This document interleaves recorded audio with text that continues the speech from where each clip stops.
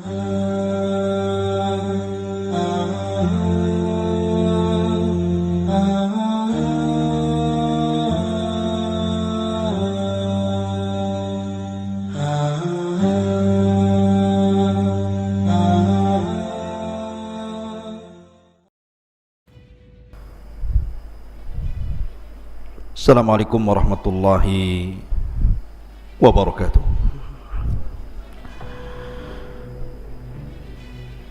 Alhamdulillah wassalatu wassalamu ala rasulillah wa ala alihi wa sahbihi wa mawalah wa la hawla wa la quwata illa billahi wa ba'du. Ma'asyiral muslimin yang dimuliakan Allah subhanahu wa ta'ala, santri ikhwan yang semoga dimuliakan Allah subhanahu wa ta'ala. Alhamdulillah, malam ini kita bisa kembali duduk untuk bertalabul ilmi. Kemudian salawat teriring salam tak lupa kita haturkan kepada Rasul kita Muhammad sallallahu alaihi wasallam. Pembahasan malam ini adalah bicara tentang alam jin.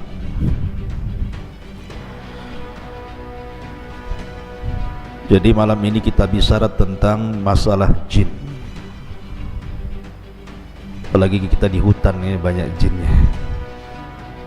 Jadi biar kita tahu alam jin itu seperti apa. Ma'asyiral muslimin yang dimuliakan Allah subhanahu wa ta'ala, bicara tentang jin, maka Al-Quranul Karim menetapkan adanya jin, bahkan dijadikan satu nama dalam surat Al-Quran, suratul jin. Dan kita tahu bahwa jin adalah makhluk kedua yang diciptakan Allah subhanahu wa ta'ala setelah para malaikat. Baru setelah jin Allah ciptakan manusia. Sering kita dengar di masyarakat,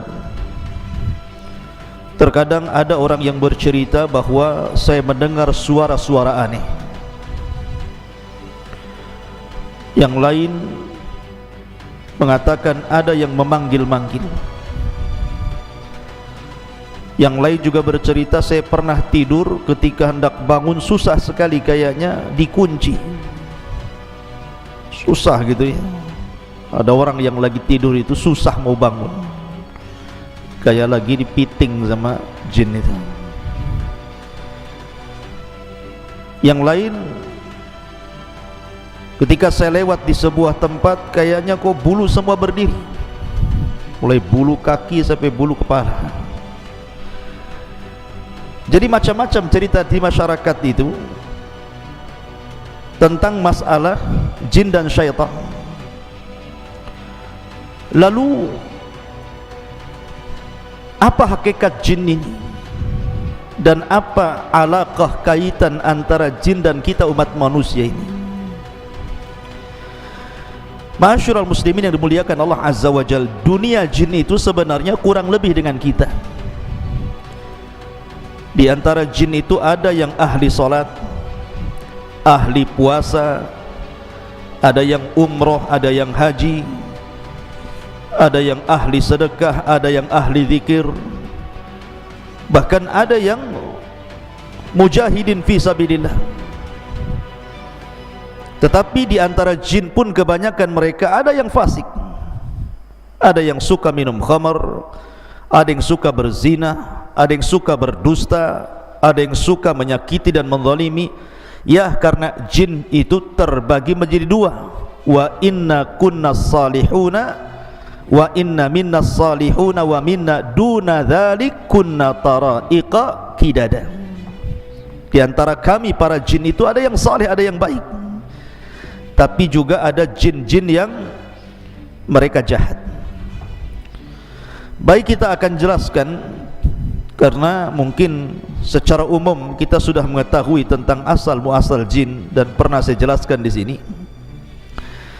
Saya hendak menceritakan beberapa kisah saja tentang alaqah hubung kait antara manusia dengan jin saja. Ma'asyiral muslimin yang dimuliakan Allah Subhanahu wa taala,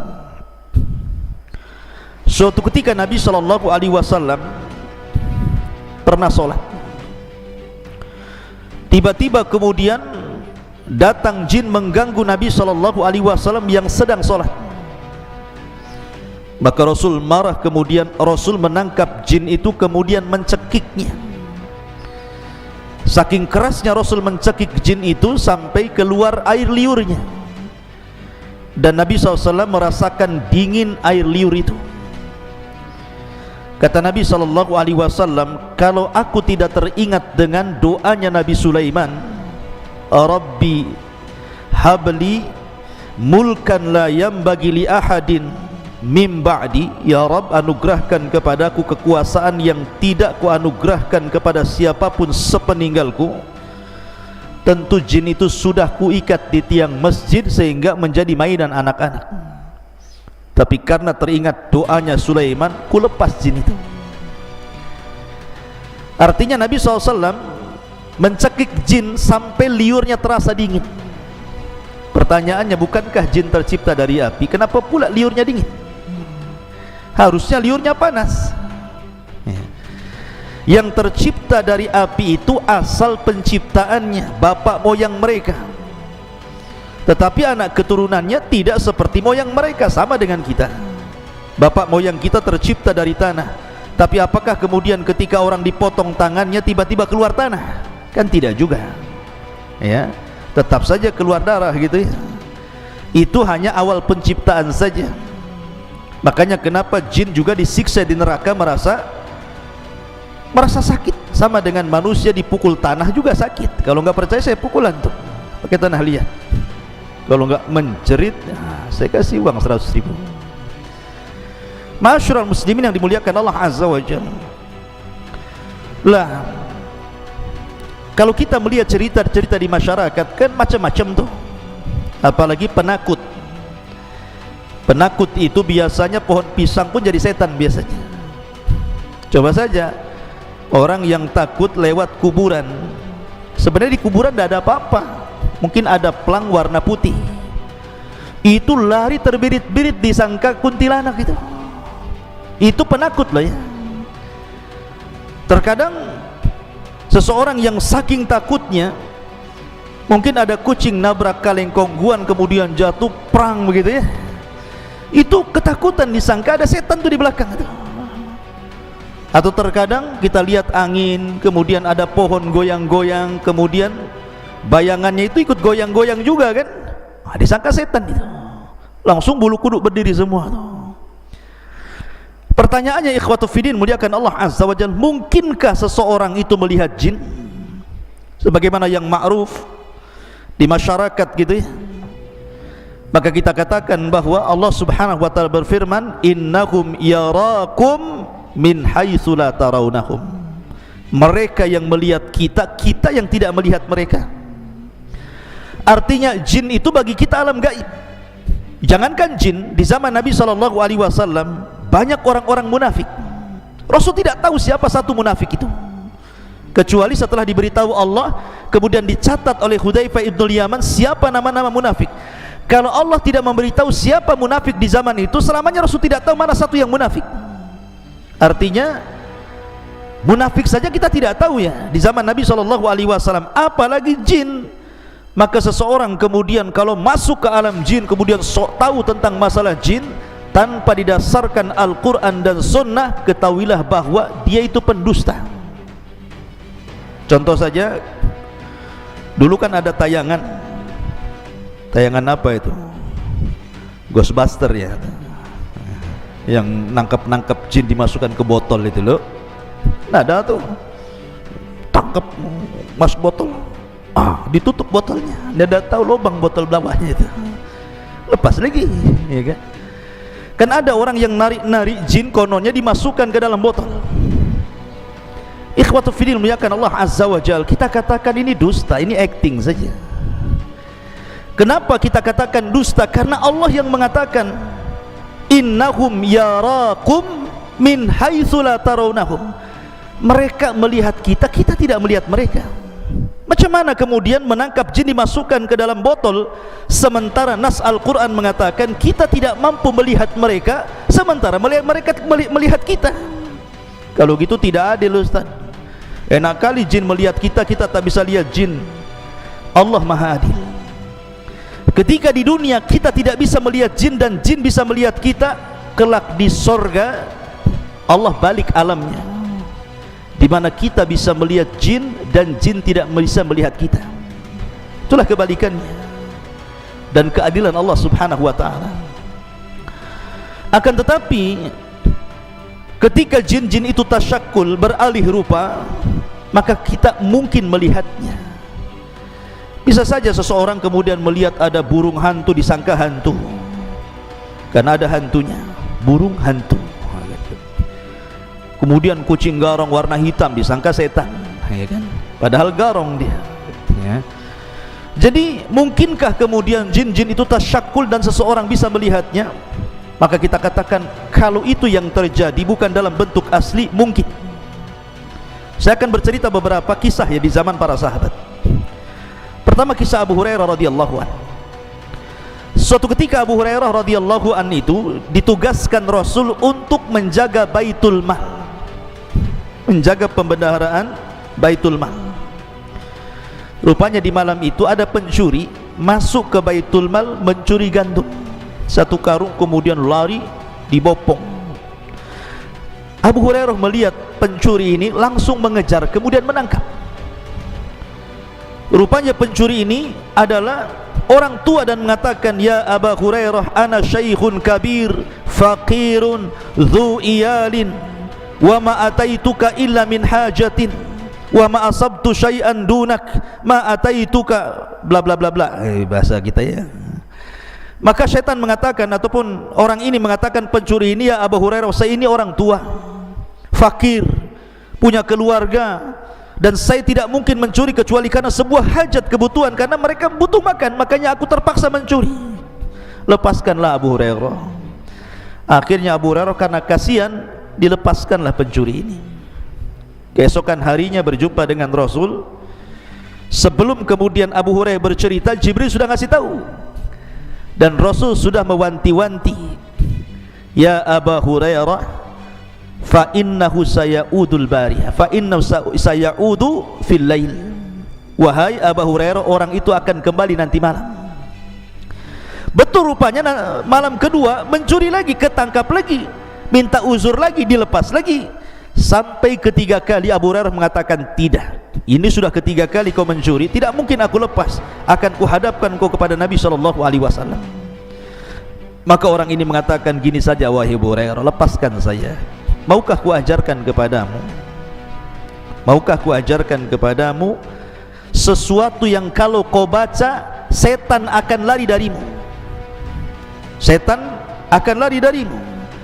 Kemudian orang ini mengatakan, "Ya Abu Hurairah, apabila engkau hendak beranjak ke pembaringanmu, bacalah suratul kursi, maka tidak ada setan yang bisa mendekatimu sejak kau tidur sampai kau bangun." Habis itu Abu Hurairah melepaskan orang ini. Keesokan harinya dia berjumpa dengan Nabi SAW dan mengatakan, "Abu Hurairah, tahukah kamu orang yang kau tangkap 3 malam berturut-turut itu?" Kata Abu Hurairah, "Allah wa Rasulullah alam." "Saya tidak tahu wahai Rasul." Kata Nabi SAW, "Fa innahu syaitan." Dia adalah setan, dia adalah jin yang menyerupai manusia sebagai pencuri. Sadaqaka wa huwa kadzub. Untuk masalah ini maksudnya ayat kursi yang kau baca, dari semenjak kau tidur sampai kau bangun dan kau tidak akan diganggu syaitan, ini benar. Khusus masalah ini saja, sadaqaka wa huwa kadzub. Tetapi masalah yang lain, dia pendusta. Kebanyakan setan itu pendusta. Khusus masalah ini dia benar, gitu maksudnya. Dari sini menunjukkan bahwa Abu Hurairah menangkap pencuri, dan pencuri ini rupanya jin yang tasyakul, yang berubah bentuk. Makanya kalau seandainya ada seseorang sudah meninggal, dan saya punya cerita di kampung di Majalengka sana. Jadi ada preman mati, Preman bisa mati juga gara-gara minum tuak oplosan, ya. Jadi minuman keras, oplosannya nggak kira-kira, pakai spiritus, betul spiritus, ya. Jadi cap orang tua dicampur spiritus, diminum kurang mabok, dicampur pil BK. Itu tahu pil BK untuk anjing gila tuh. Itu namanya pil BK. Tuak campur spiritus, kasih pil BK, matilah. Itu bukan oplosan lagi, oplosan kuadrat namanya, oplosan di atas oplosan lagi tuh. Ketika mati, rupanya tersebar di desa itu bahwa preman yang mati itu ada di atas jembatan sedang duduk. Akhirnya dalam 1 minggu itu ketika mendengar berita itu, tidak ada preman kampung keluar. Rupanya preman takut sama setan, ya. Jadi tersebar berita bahwa dia hidup lagi, setiap hari nongkrong di atas jembatan katanya. Pertanyaannya, mungkinkah itu dia? Saya pernah bertanya waktu di Yaman kepada Syekh Adnan hafizahullah ta'ala, guru saya yang mengajarkan kitab Fathul Majid, kitab Tauhid, tentang kisah ini. Ya Syekh, saya begini di kampung, persis yang saya ceritakan. Apa kata Syekh Adnan? Dia mengatakan bahwa yang dijumpai itu bukan preman tadi, karena orang yang sudah mati tidak mungkin hidup lagi, karena ada barzah yang memisahkan antara kehidupan dunia dan kehidupan kubur. Lalu siapa yang nongkrong di jembatan itu, yang mukanya mirip itu? Maka dia bisa menjawab, kalau cerita ini sahih, kalau cerita ini benar gitu ya, bukan dikarang-karang, maka sesungguhnya orang itu adalah qarinnya si preman tadi. Karena setiap orang itu punya qarin, punya jin yang menyertai sejak lahir. Jadi kalau seandainya ada orang mati kemudian hidup lagi, bukan orang itu hidup lagi gentayangan, tetapi qarinnya yang gentayangan membentuk orang mati itu. Jadi bisa saja itu jin yang menakut-nakuti manusia. Kemudian kisah yang kedua, kisah Ubay bin Ka'ab. Jadi suatu ketika Ubay bin Ka'ab ini dengan para sahabat Nabi hendak menuju dari Mekah ke Madinah, melewati padang pasir. Kemudian sampai di padang pasir lupa jalan, karena zaman itu kan tidak ada Google Map, ya, di zaman itu tidak ada kompas gitu ya, hanya mengandalkan insting saja dan orang yang biasa jalan dilalui. Rupanya Ubay bin Ka'ab dan sebagian para sahabat itu nyasar, tidak tahu kemana arah ke Mekah. Pokoknya bingung. Yang namanya padang pasir itu kan kayak lautan tuh. Nanti antum kalau pernah belajar di Arab, antum melihat padang pasir itu persis kayak lautan tidak bertepi itu. Jadi bingung Ubay bin Ka'ab ini harus kemana, sementara perbekalan minum mereka sudah menipis. Sampai betul-betul akhirnya minuman itu habis. Akhirnya mereka berusaha mencari air. Jadi ke arah selatan tidak nemu air, ke arah barat tidak nemu air, pokoknya semua arah dia berusaha jelajahi, tetapi tidak ada air juga. Sampai akhirnya datang laki-laki yang sangat besar, badannya besar sekali kayak raksasa gitu ya, kemudian menemui Ubay bin Ka'ab radhiyallahu anhu. Kemudian Ubay pun ketakutan dan mengatakan, man anta, siapa kamu? Karena besar masalahnya badannya gitu ya. Maka orang besar ini mengatakan, ana min baqiyatin nafar minal jinnil ladzi istama'u ila Rasulillah sallallahu alaihi wasallam. Kata orang besar ini, saya adalah satu di antara sekelompok orang yang pernah datang menemui Rasul mendengarkan bacaan Nabi sallallahu alaihi wasallam yang disebutkan dalam surah Jin ya, qul uhiya ilayya annahu istama'a nafarun minal jin. Ada sebagian sekelompok jin, ada yang mengatakan 7 jin datang menghadap Rasul mendengarkan Rasul baca Quran. Lah kata orang ini, saya adalah jin, satu di antara kelompok orang yang datang menemui Rasul yang kemudian mendengarkan ayat Al-Quran, dan aku pun masuk Islam. Kemudian dia mengatakan, aku pernah mendengar Rasul bersabda, al-muslim akhul muslim. Muslim itu saudaranya muslim yang lain. Baik kutunjukkan kamu ke arah di mana ada mata air di sana. Akhirnya kemudian jin ini mengarahkan arah ke arah sini. Khudut tariq, ambillah jalan ini wahai Ubay, engkau akan mendapatkan air. Akhirnya Ubay bin Ka'ab pun membawa para sahabatnya kemudian mengarah ke yang ditunjukkan jin tadi itu ya, dan dalam berbentuk orang besar tadi, rupanya betul dia mendapatkan air di situ dan selamat dari kematian di padang pasir. Lihat, terkadang jin itu tasyakul, berbentuk manusia atau berbentuk yang lainnya. Ini kisah yang kedua. Kisah yang ketiga, di zaman Umar bin Khattab radhiyallahu anhu. Jadi ketika para sahabat Nabi SAW berada di Yamamah, ketika dalam kondisi perang, tiba-tiba salah seorang sahabat berjumpa dengan orang yang penampilannya aneh. Orang yang penampilannya aneh mengatakan kepada sahabat ini dan mengatakan, dari mana kalian? Dia mengatakan, kami pasukan perang yang diutus oleh Amirul Mukminin Umar bin Khattab radhiyallahu anhu. Kemudian sahabat ini bertanya, man anta, siapa kamu? Maka orang yang aneh ini mengatakan, ana minan Nahawan, saya dari Nahawan, dan Allah saufa yaftahullahu ala Nu'man ibn Bashir walakinnahu ustushhid. Tiba-tiba dia mengatakan, sebentar lagi kan kalian akan menyerbu Nahawan, kupastikan kalian akan menang, tetapi yang memimpin perang kalianlah Nu'man bin Thabit, Nu'man bin Bashir afwan. Tetapi dalam peperangan itu Nu'man akan mati syahid. Kagetlah orang ini, oh belum perang kok dia bisa meramalkan seperti itu. Masalahnya kalian kan akan berangkat ke Nahawan, menyerang Nahawan, tetapi Allah akan menangkan kalian di tangan Nu'man ibn Bashir, tetapi Nu'man akan mati syahid di situ. Akhirnya orang ini, sahabat ini langsung lari menuju Umar bin Khattab radhiyallahu anhu dan mengatakan, ya Amirul Mukminin, tadi saya berjumpa dengan orang yang aneh. Tiba-tiba dia mengatakan bahwa kita akan memenangkan Nahawan, tetapi Nu'man bin Bashir akan mati syahid di situ. Kata Umar bin Khattab radhiyallahu anhu mengatakan, ya, tahukah kamu siapa dia? Maka sahabat ini mengatakan, tidak tahu hai Amirul Mukminin. Kata Umar bin Khattab radhiyallahu anhu, dia mengatakan, dialah Usaim baridul jin. Dialah Usaim, satu di antara jin-jin yang saleh. Dia pun datang kepada Umar memberitahu, ya. Artinya bahwa jin juga terkadang tasyakul kan, berbuah bentuk gitu menjadi manusia, sama dengan malaikat juga sama. Tetapi ikhwatu fillah muliakan Allah subhanahu wa ta'ala, yang lebih aneh lagi kisahnya, di zaman ulama salaf ada namanya Imran At-Tammar.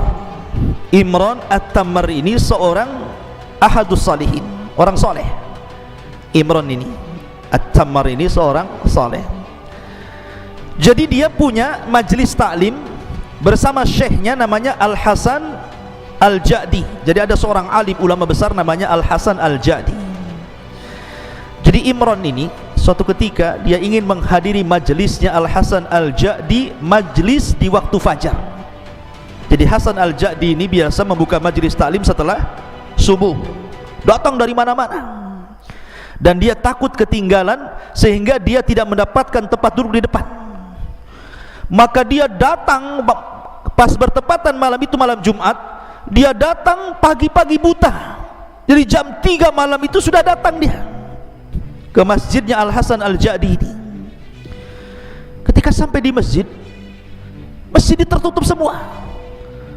Semua tertutup masjid, tidak ada yang terbuka, terkunci semua masjidnya.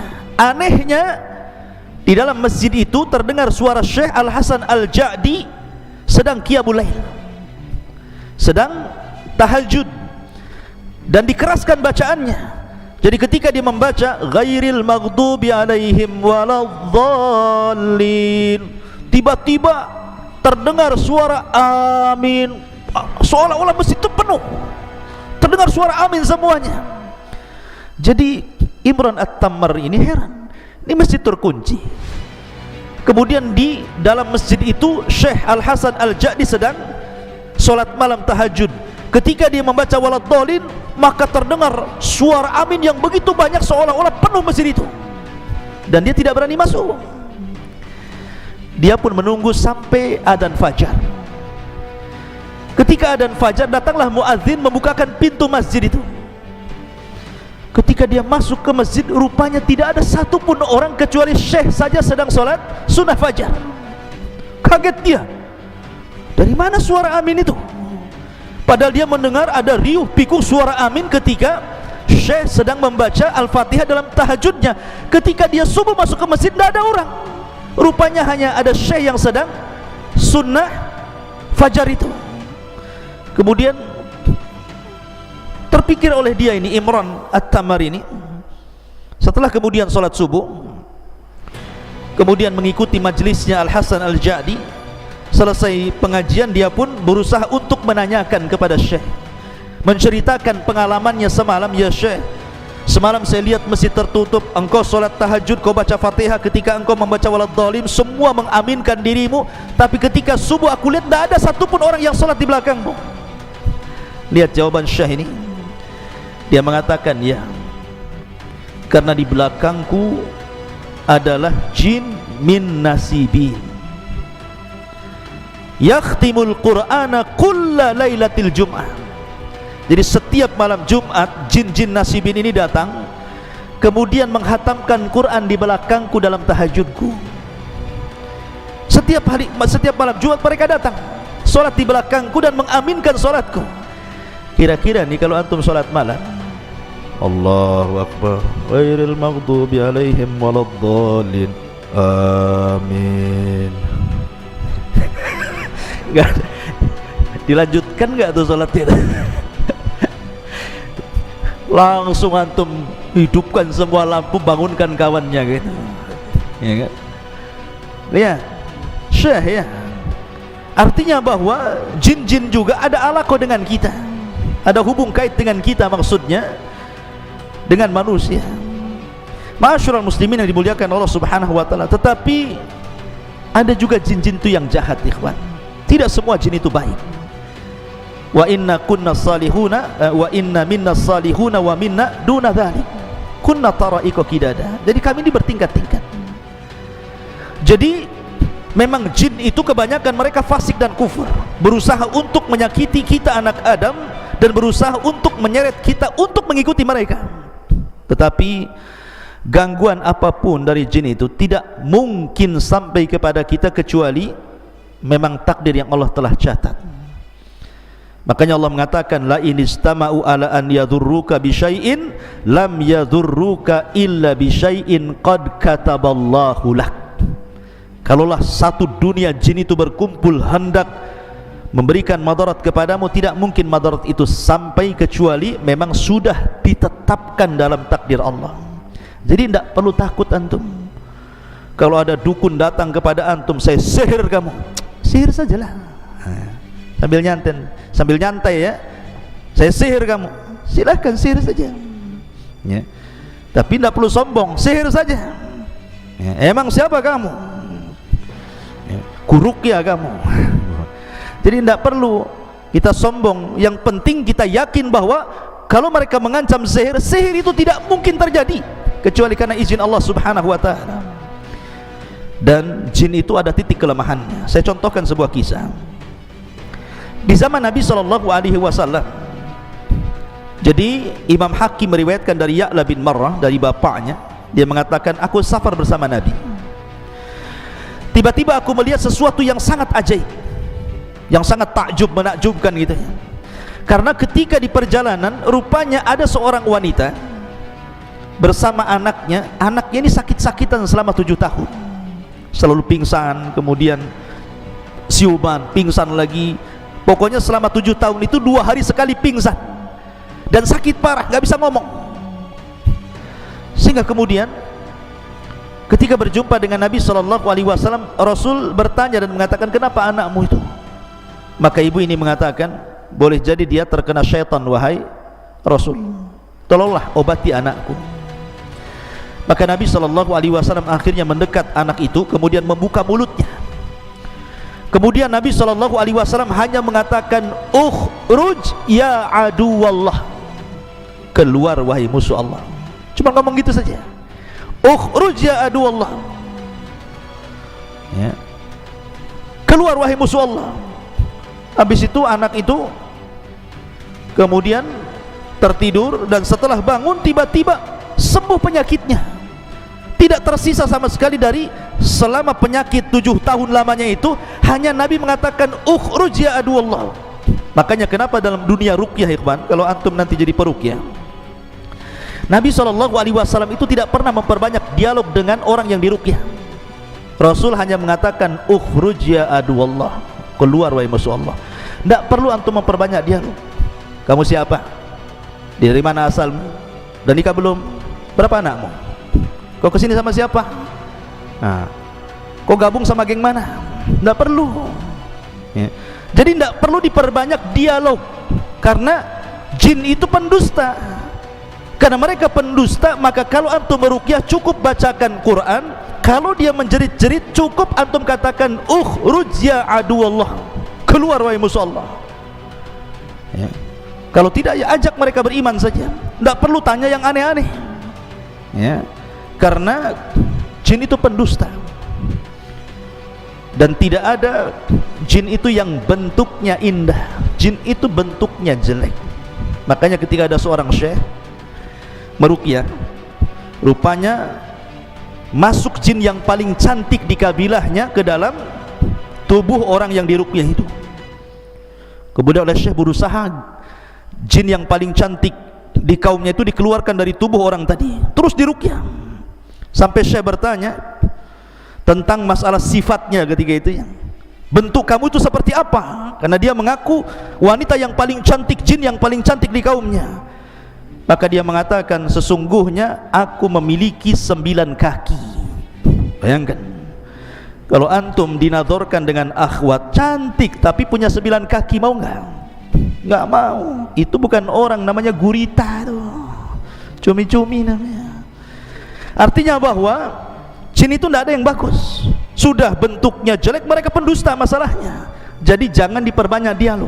Makanya Nabi SAW cukup mengatakan ukhruj ya aduwallah, keluar wahai musuh Allah subhanahu wa ta'ala. Kemudian juga ada cerita dari Rashid Ridha. Jadi suatu ketika, ya kawan, ada seorang nelayan. Seorang nelayan ini dia melempar jala di lautan. Ketika dia melempar jala, kemudian menarik jala, rupanya terdengar suara di dalam lautan itu, seolah-olah ada yang tersangkut. Tiba-tiba terdengar suara aneh. Langsung ketakutan nelayan itu, akhirnya jalannya dilempar. Karena ketakutan dilempar jalannya. Kemudian dia pulang. Sejak peristiwa itu, sang nelayan akhirnya selalu diganggu oleh jin. Akhirnya dia sakit-sakitan sampai tidak bisa bicara. Berusaha dokter mengobati juga tidak bisa. Kemudian para peruqyah juga berusaha meruqyah juga tidak sembuh-sembuh. Sampai akhirnya dia datang kepada Syekh Rashid Ridha. Kata Syekh Rashid Ridha ketika itu hanya membacakan 1 ayat saja, fasayakfikahumullahu wa huwas samiul alim. Fasayakfikahumullahu wa huwas samiul alim. Tiba-tiba kemudian semua jin yang ada di tubuhnya keluar, dan Allah subhanahu wa ta'ala takdirkan dia sembuh. Artinya bahwa ada jin-jin itu yang suka mengganggu manusia, yang suka mengganggu manusia. Lah kenapa kemudian jin itu bisa masuk ke tubuh anda, ke tubuh kita, ya, sampai akhirnya ada orang yang kesurupan? Banyak penyebabnya kata para ulama. Bisa saja karena jin itu sudah terlampau cinta dengan antum sehingga dia masuk ke tubuh antum. Kok bisa Ustaz? Dia cinta sama kita, surat menyurat pun tidak, pandang memandang pun tidak, ta'aruf pun tidak. Macam mana kemudian dia cinta dengan saya gitu? Kata para ulama, salah satu penyebabnya adalah ketika antum masuk ke kamar mandi, kemudian lupa membaca a'udzubillah, berlindung kepada Allah minal khubthi wal khaba'is, ya. Kalau orang lupa berlindung kepada Allah dari khubthi, setan laki-laki, wal khaba'ith, dan setan perempuan, maka dipastikan ketika antum telanjang di kamar mandi itu, maka aurat kita bisa dilihat oleh syaitan. Tetapi kalau seandainya kita sebelum masuk kamar mandi kita membaca doa perlindungan kepada Allah minal khubthi wal khaba'is, dari setan laki-laki dan perempuan, walaupun telanjang bulat di kamar mandi itu, maka tidak ada satupun jin yang sanggup melihat aurat kita. Lah orang yang tidak pernah membaca doa ketika masuk khala, masuk kamar mandi, maka dia setiap hari jin itu menonton aurat kita. Karena setiap hari menonton aurat kita, akhirnya jatuh cinta. Kalau sudah jatuh cinta, maka dia tidak mungkin melepas kita. Ini salah satu penyebabnya. Yang kedua, atau karena dendam. Dendam itu maksudnya karena mungkin di antara kawannya dibunuh atau saudaranya dibunuh. Makanya kenapa Nabi SAW mengajarkan kepada kita, kalau antum kencing di alam terbuka, di hutan Jabal Uhud ini atau di mana gitu kan, jangan diarahkan ke lubang. Siapa tahu lubang itu tempat bersarangnya jin. Karena jin itu kan ada 3 jenis tuh. Ada jin yang berupa memiliki sayap, bisa terbang kemana-mana. Ada jin itu yang berupa anjing ataupun ular. Ada juga jin itu yang hidup di lubang-lubang. Makanya jangan kencing sembarang ke lubang gitu ya. Nanti di situ sarangnya jin, ngamuk dia. Sekarang logika saja, kalau antum di kepalanya dikencingi, marah nggak antum? Marah lah. Antum dikencingi Noval memakai kepalanya, marah nggak sama Noval? Marah. Ya. Jin juga sama, kalau dikencingi ya marah gitu ya. Makanya jangan kencing sembarang kalau di ruang terbuka itu. Karena bisa saja akhirnya karena marah balas dendam, masuk pula ke jalan darah kita, kesurupanlah kita. Atau mungkin dia itu masuk ke tubuh orang itu karena iseng saja. Ya, iseng-iseng saja masuk ya. Karena dia suka ngelamun, karena dia suka mikir gitu ya, dan tidak pernah berzikir, tidak pernah baca Quran, masuk dia ke tubuh kita. Makanya ikhwatu fillah muliakan Allah Subhanahu wa taala, maka jin-jin itu memungkinkan berbuat apa saja. Dan yang lebih bahaya kalau seandainya jin itu suruhan tukang sihir. Dia bisa membuat kita sakit, dia bisa membuat kita mati, dia bisa membuat kita bercerai dengan suami istri, dia bisa membuat kita macam-macam jadi jahat gitu ya. Maka itu lebih bahaya lagi. Oleh karena itulah maka banyak-banyaklah berlindung kepada Allah Subhanahu wa taala. Wallahu a'lam bishawab. Ini diantara beberapa kisah tentang alam jin. Mudah-mudahan ada manfaatnya. Subhanallah bihamdika, asyhadu an la ilaha illa anta, astaghfiruka wa atubu ilaik. Allah taala. Assalamualaikum warahmatullahi wabarakatuh.